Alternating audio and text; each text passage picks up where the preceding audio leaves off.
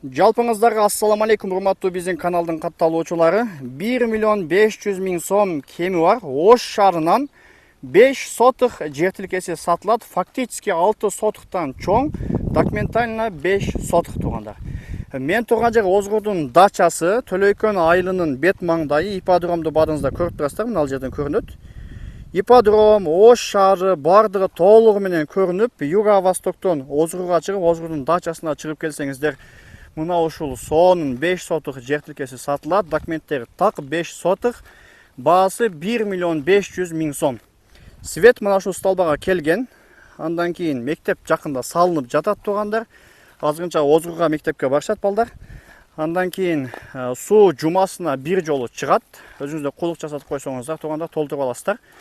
Андан кийин буюрса жакында суу күнүгө келе тургандай болуп, Ош шаарына караган жерде мына ушул Озгурдан 5 сотых жер тилкесин иншалла алсаңыздар болот.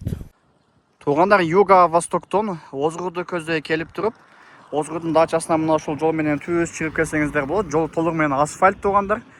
Бул тарапта эки тарапта остановка бар экен. Ушул жерден эле сол жака буруласыздар да мына ушул жол менен чыгып барсаңыздар, дачага чыксаңыздар болот.